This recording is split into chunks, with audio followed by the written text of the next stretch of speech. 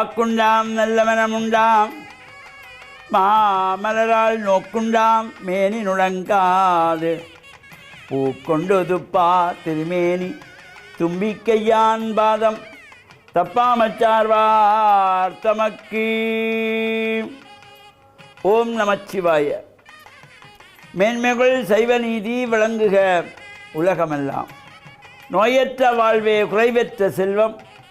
அந்த நோய் நொடி இல்லாத வாழ்வு இந்த உலக மக்கள் எல்லோரும் வாழ வேண்டும் என்று கலியுகத்தின் காந்தமலை ஜோதியாகிய சபரிமலை சுவாமி ஐயப்பனுடைய திருவடிகளை சிறந்தாழ்த்தி டான் தமிழொலி ஓம் தொலைக்காட்சி நேயர்கள் அனைவருக்கும் சர்வதேச இந்து மத குருபீடம் அகில இலங்கை சபரிமலை ஸ்ரீ சாஸ்தாபுரத்தின் சார்பில் இனிய வணக்கங்களும் நல்லாசிகளும்.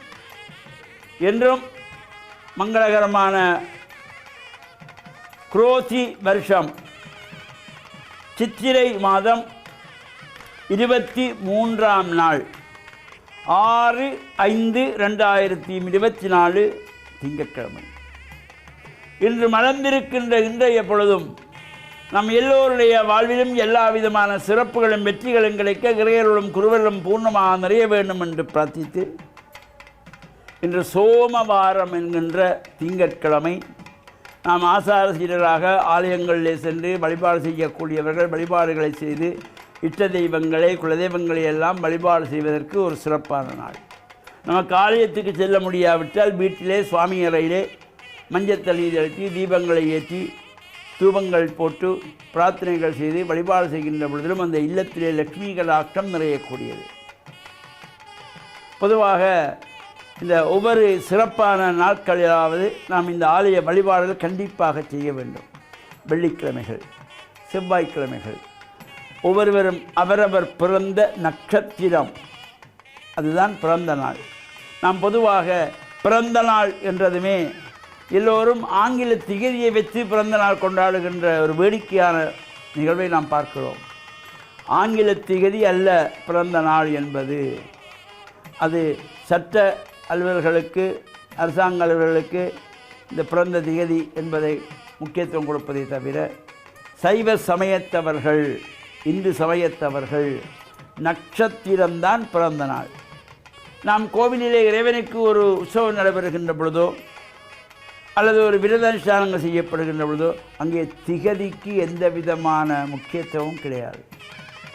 நட்சத்திர ரீதியாக அல்லது சில உற்சவங்கள் திதி ரீதியாக ஒரு விரதங்களை எடுத்துக்கொண்டாலும் நட்சத்திர வாரியான விரதம், திதி வாரியான விரதம், வாரங்கள், கிழமை அடிப்படையில் விரதங்கள் என்பது போல பிறந்த நாள் என்பது நாம் பிறந்த நட்சத்திரம், ஜென்ம நட்சத்திரம், அதுதான் பிறந்த நாள். அது எந்த மாற்றங்களும் வராது. இந்த திகதி என்கின்ற பொழுது ஆங்கில திகதி சில மாதங்களிலே 30 நாட்களுக்கு வரும், சில மாதங்களிலே 31 நாள் வரும், சில மாதத்திலே 28 நாள் வரும், சில வருடங்களிலே அது 29 நாளாக வரும். எனவே நாட்கள் கூட குறைய இருக்கும். ஆனால் நட்சத்திரம் என்பது 27 நட்சத்திரம் தொடர்ச்சியாக வந்து கொண்டிருக்கும். எனவே இந்த சிறந்த நாளிலே நாமும் நம்முடைய பிறந்த நட்சத்திரமுடையவர்கள் அந்த நட்சத்திரத்திலே ஆலய வழிபாடுகளையும் செய்து பெரியவர்களிடத்திலே ஆசிரியர்களையும் பெற்று பிரார்த்தனைகள் செய்கின்ற பொழுது எல்லா விதமான சிறப்புகளும் கிடைக்கும். நாளைய தினம் அமாவாசை. பிதிர்க்கடன் செய்ய வேண்டியவர்கள், அப்பா அம்மா இல்லாதவர்கள் இந்த ஒவ்வொரு மாதங்கள் தோறும் வருகின்ற அமாவாசையிலும் இந்த பிதிர்க்கடன்களை செய்து கொள்ளலாம். அவ்வாறான இந்த அமாவாசை திதியிலே அப்பா அம்மாவுக்கு தர்ப்பணங்கள் செய்ய முடிந்தவர்கள் தர்ப்பணங்களை செய்த பொழுது மோட்ச தீபங்கள் ஏற்றி அர்ச்சனை வழிபாடு செய்கின்ற பொழுதும் அந்த பிதர்களுடைய ஆசிகளும் கிடைக்கும். எனவே இவ்வாறான சிறப்பான நிகழ்வுகளில் நாமும் கலந்து இறை வழிபாடுகள் ஈடுபட்டு இறைவர்களை பெற்று மண்ணில் நல்ல வண்ணம் வாழ டான் தமிழொலி ஓம் தொலைக்காட்சி நேயர்கள் அனைவருக்கும் சர்வதேச இந்து மத குருபீடம் அகில இலங்கை சபரிமலை ஸ்ரீ சாஸ்தாபுரத்தின் சார்பில் நல்ல ஆசிகளை கூறிக்கொள்வதில் மன மகிழ்வு கொள்கிறோம். சர்வே ஜனாகாம் சுகினோ பவந்து சமஸ்த சன்மங்களானி சந்து சுபம்.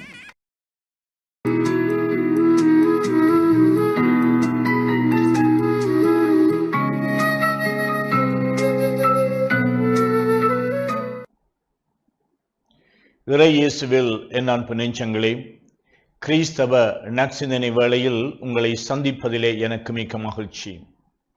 ஆண்டவர் இயேசுவின் அன்பும் அருளும் உங்கள் அனைவரோடும் இருப்பதாக. எதிர்காலம் என்று சிந்திக்கின்ற பொழுது எம்மில் பலர் எதிர்காலம் பற்றி எமக்கு அறிவுரை கூறுவார்கள்.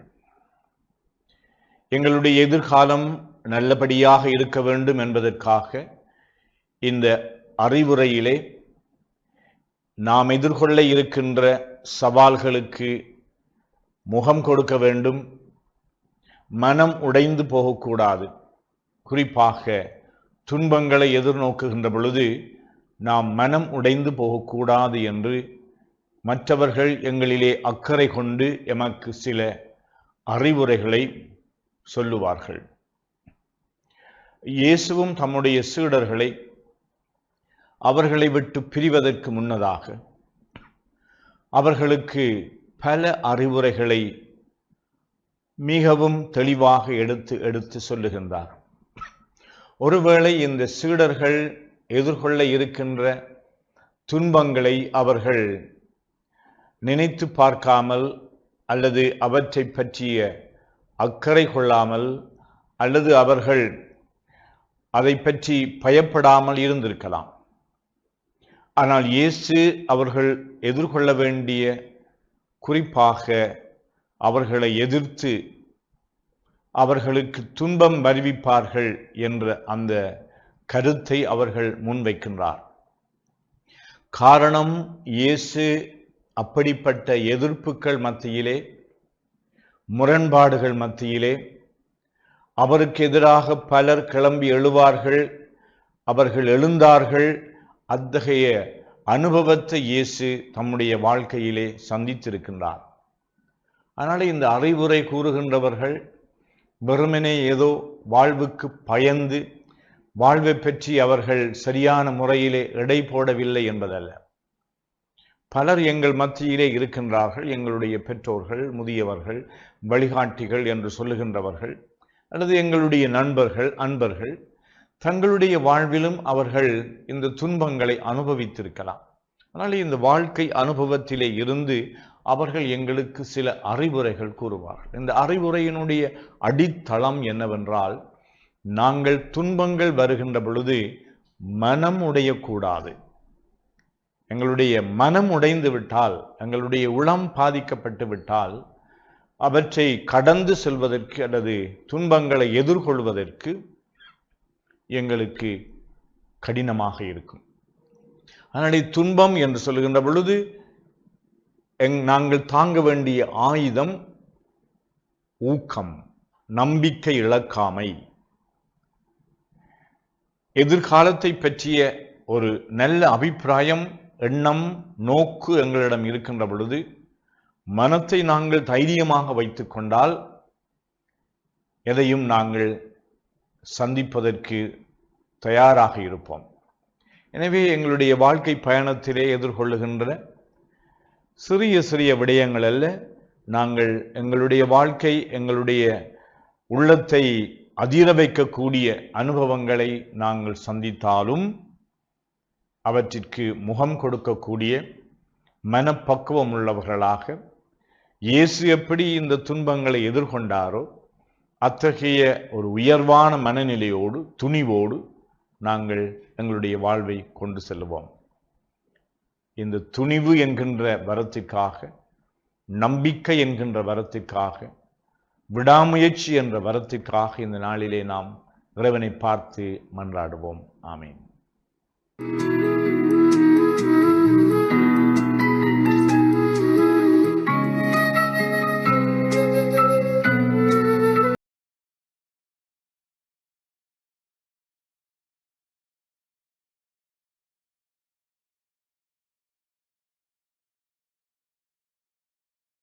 ஆலமீன். வஸ்ஸலாத்து வஸ்ஸலாம் அலா முஹம்மதின் ஸல்லல்லாஹு அலைஹி வஸல்லம் வ அலா ஆலிஹி வ ஸஹ்பிஹி அஜ்மஈன். அன்புள்ள நேயர்களே, இறை அடியார்களே, இன்றைய காலை பொழுதிலே உங்களை சந்திப்பதிலே நான் மகிழ்ச்சி அடைகிறேன். நான் இன்றைய நாளையிலே உங்களுக்கு நம்மை பெற்ற பெற்றோர்கள் சம்பந்தமான சில செய்திகளை சொல்லலாம் என நான் விரும்புகின்றேன்.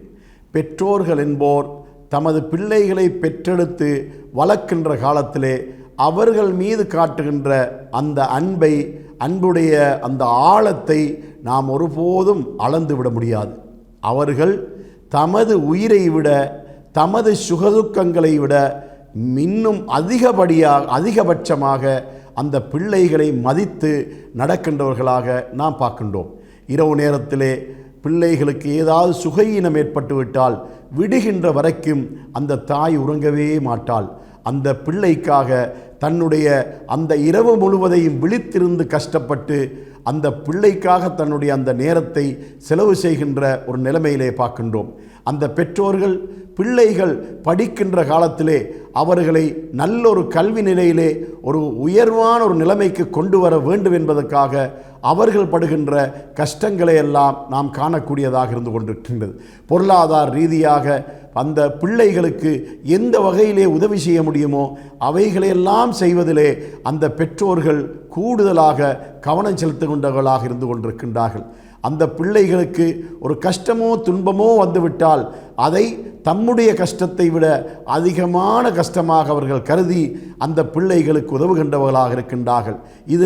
இதில் சாதி சமய வேறுபாடு எதுவும் பார்க்காமல் எல்லா பெற்றோர்களும் தமது பிள்ளைகள் மீது இதே போல அன்பு காட்டுகின்ற பெற்றோர்களாக இருக்கின்றார்கள் என்பதை நாம் பார்க்கின்றோம். அதனால் பிள்ளைகளாகிய நாம் நமது பெற்றோர்களை நாம் எவ்வாறு மதித்து நடக்க வேண்டும் என்பதை நாம் மிக கூடுதலாக கவனத்தில் கொள்ள வேண்டியவர்களாக இருக்கின்றோம். அவர்கள் நல்ல ஆரோக்கியமாக இருக்கின்ற போது அவர்களுக்கு நாம் செய்கின்ற உதவி இருக்கின்றதே, அந்த உதவியை விட, அந்த உபகாரத்தை விட, அந்த சேவைகளை விட அவர்கள் முதிய வயதை அடைந்து விட்டது நேரத்தில்தான் அவர்களுக்கு நாம் கூடுதலாக சேவை செய்கின்ற சேவையாளர்களாக இருக்க வேண்டும். அதனால் பெற்றோர்களுக்கு நாம் செய்கின்ற உதவிகள் உபகாரங்கள் விஷயத்திலே இஸ்லாம் மிக கூடுதலாக வலியுறுத்தக்கூடியதாக இருந்து கொண்டிருக்கின்றது. வவஸ்ஸைனல் இன்சான பிவாலிதைஹி இஹ்சானா, மனிதனுக்கு தனது பெற்றோர்களுக்கு உதவி உபகாரம் செய்ய வேண்டும் என நாம் நல்லுபதேசம் புரிந்துள்ளோம் என்று திருமறை குர்ஆன் நம்மை பார்த்து சொல்லிக் கொண்டிருக்கின்றது. அதனால் பெற்றோர்களை நாம், அதாவது இறைவனை மதிக்கின்ற அந்த மதிப்புக்கு அடுத்த கட்டமாக பெற்றோரை மதிக்கின்றவர்களாக நாம் இருக்க வேண்டும் என்பதை இந்த காலை பொழுதிலே நான் உங்களுக்கு கூறி, பெற்றோர்களை கண்டால் அவர்களுடைய முகத்தை பார்த்து நீங்கள் மகிழ்ச்சிகரமாக புன்முறுவலாக அவர்களை பார்க்க வேண்டும். அவர்களுடைய மனம் புண்படாத அளவுக்கு நீங்கள் அவர்களோடு பேச வேண்டும், கதைக்க வேண்டும். இத்தகைய நல்ல பழக்கமுடையவர்களாக, நல்ல பண்புள்ளவர்களாக இறைவன் நம்மை ஆக்கி அருள்வானாக. வஆகிரு தஅவானா